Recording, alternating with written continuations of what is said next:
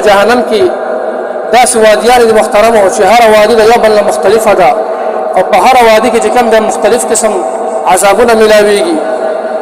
یو وادي ته ویل کېږي محترمو ابهب وادي، هغه کې چې کوم د یو کوی دی او هغه هم د خطرناک دی، هغه چې کوم د بیا خاص کر د متکبرینو لپاره څوک چې په دنیا کې چې کوم د تکبر کې دغه لپاره تیار شوی دی. بل ته ویل کېږي محترمو ویل دام چې کوم د یو وادي دا دام ډېر خطرناک ده، په دې کې یو کوی دی هغه دومره جوړ دی محترمو که چېرته هغې ته یو کاڼ وغورځولی شي نو 40 کاله کې به چې کوم دی هغه ښکته ونه رسېږي. دومره خطرناکه وادي ده محترمو دغه. بل ته ویل کېږي محترمو جب الحزن، دا چې کوم دی خاص کر د ریاکار قاریانو دپاره او د علماو دپاره دغه دی. حضرت ابو هريره رضی الله عنه فرمایي چې یوه ورځ د نبي علیه الصلاة والسلام صحابه کرامو ته وفرمایل چې صحابو تاسو چې کوم دی روزانه هره ورځ چې کوم دی د جب الحزن نه چې کوم دی فنا غواړئ. بیا صحابو تپوس وکړئ د الله رسوله دا جب الحزن دا څه شی دی؟ نبی علیه الصلاة والسلام ورته وفرمایل چې دا په جهنم کې یو کوی دی او جهنم چې کوم دی په خپله 100 ځل چې کوم دی دین امان غواړي. هغه جهنم محترمو چې د هغې به 80,000 واګې وي، 80,000 واګې به وي او هره واګې به چې کوم دی 80,000 فرشتو نیولي وي. دومره خطرناک غټ جهنم به وي.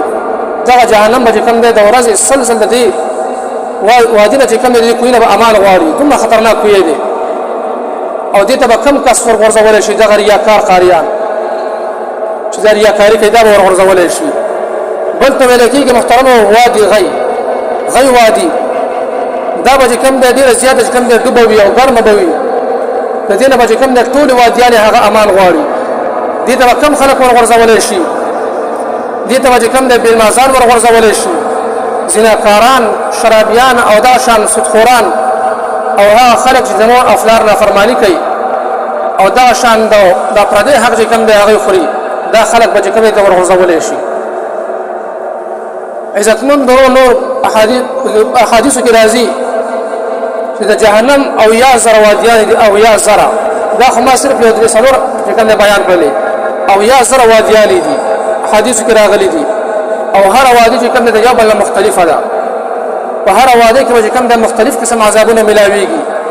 یو وادي پکې دا هم د محترمو چې په هغې کې به د اور یو نهر وي، د اور یو نهر به بهیږي او د هغې غاړې ته به چې کوم دی 80,000 مختلف قسم ځناور وي، یعنې ماران لبانان دا شی نه به وي. په دغه اور کې به چې کوم دی انسان سوځېږي، ګناهګاران کوم چې ګناهګار وي د کافرانو لپاره خاص کر چې کله هلته نه راوځي نو دغه ماران به چې کوم دی په دغه باندې بیا حمله کوي. څومره خطرناک ځای دی محترمو. نو عزتمندو نو بیا موږ او تاسو له لږ سوچ پکار دی چې آیا موږ او تاسو دغه ځای لپاره څومره سوچ کړی دی، څومره تیاری هم کړی دی. موږ خو شپه ورځ چې کوم دی په دنیا پسې نښتي، دنیا نه پوره کېږي. شپه ورځ د دنیا په کارونو پسې او که موږ وګورو محترمو نن دا څو ورځې کېږي باران نه دی شوی، څومره زیاته ګرمي ده. دې ګرمۍ ته موږ او تاسو ټینګې نه یو. بیا به موږ او تاسو د جهنم هغه وضع څنګه ټینګ شو چې هغه 3,000 کاله چې کوم دی بلکې شوی اور دی، خطرناک اور دی محترمو. هغې ته موږ تاسو څنګه ټینګ شو؟ د هغې ګرمایش ته به څنګه ټینګ شو؟ الله جل شانه دې اول ما ته د تاسو په دې خبرو باندې عمل کولو توفیق نصیب کړي او الله جل شانه دې موږ او تاسو ټول د جهنم د اور نه وساتي، د جهنم د عذاب نه وساتي او الله جل شانه دې موږ او تاسو په ورځ د قیامت سپین مخ راپاسي، د تور مخ راپاسولو نه الله جل شانه موږ او تاسو وساتي او الله جل شانه دې موږ او تاسو عملنامې په خیر اسبان راکړي. د 10 لاس عملنامونه دې الله جل شانه موږ او تاسو په امن امان وساتي.